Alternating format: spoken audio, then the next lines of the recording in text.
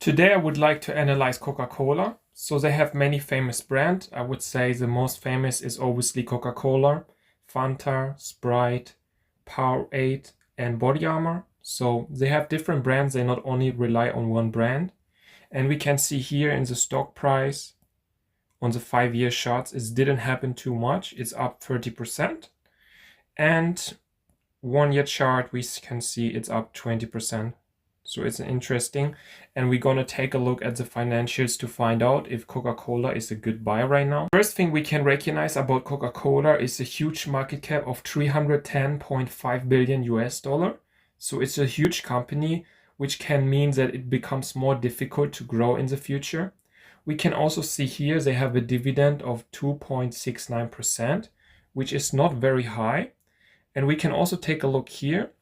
So the last 10 years, or I think over 50 years actually, they increase the dividend every year.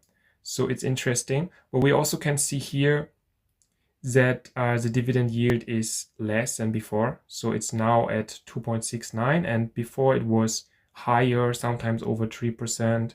So it's a small dividend right now compared to the past. Now we're going to take a look at the financial foundation. The first thing we are looking for is revenue growth over the last 5 years, because we want to invest in a growing business and not a declining business. So we can see here in 2019 it was 37 billion US dollar, and then we had the decline in COVID, so it's understandable. And now in 2023 it's around 45 billion US dollar. So it's an increase over the last 5 years. It's not a significant increase, but it's not bad. So it's a check here. The next thing we are looking for is free cash flow growth. So this is a very important number because the free cash flow is used to pay the dividend or to buy back their own shares. So we want to see that grow over the last 5 years. And we can see here in 2019, it was around 8.4 billion. And now in 2023, it's around 9.75 billion. So we have the increase, but we also have the drop from 2021. So it's still a check here. We have the increase over the last 5 years. The next thing we are looking for is free cash flow yield over 4%. This is also very important because it can tell us about the valuation of this company. So if it's under 4%, it could mean the company is overvalued. So we're going to take now the free cash flow that we had in 2023, and we're going to divide it with the market cap, and then we're going to get the free cash flow yield.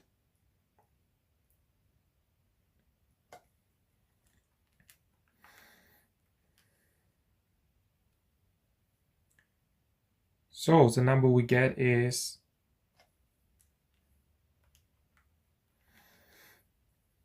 0.0314, which means it's over 3%, 3.14%. So it's under 4%, which means it's not a check here, and we don't really like to see that, especially for such a big company already.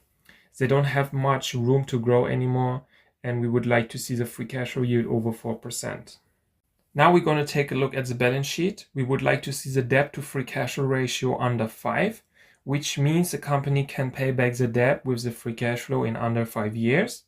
So it's a very important number as well, because if the company has too much debt, it can risk to go bankrupt. So we're going to take a look at the short-term debt first, here, 6.88. And then we're going to add the long-term debt as well.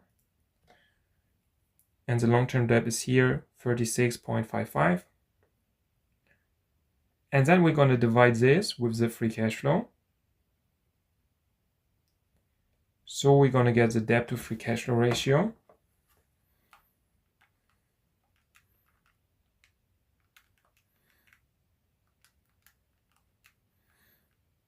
So the number we get is 4.45, which is under 5. This is what we like to see. So in a little bit over 4 years, they can pay back the debt with the free cash flow.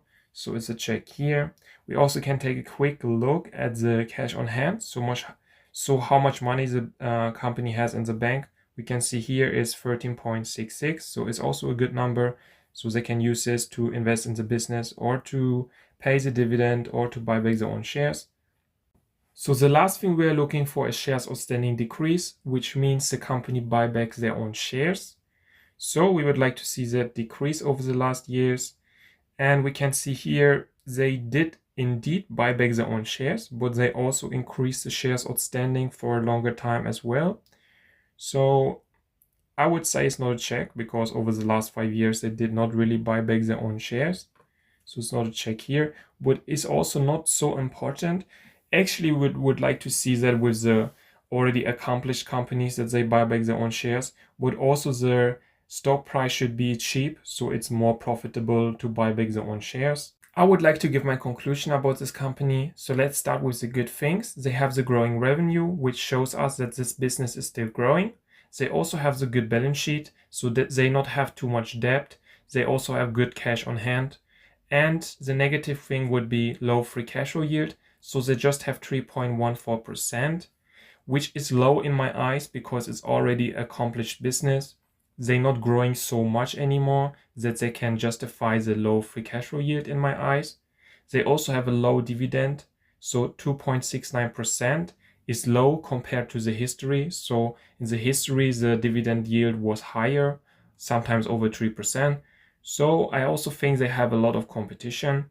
So nowadays we have many other brands, especially the supermarket brands, are cheaper, and sure, maybe they not taste the same, but a lot of people try to save money as well. So it's a lot of competition in my eyes. So I hope you enjoyed this video, and please leave a like and subscribe to support this channel.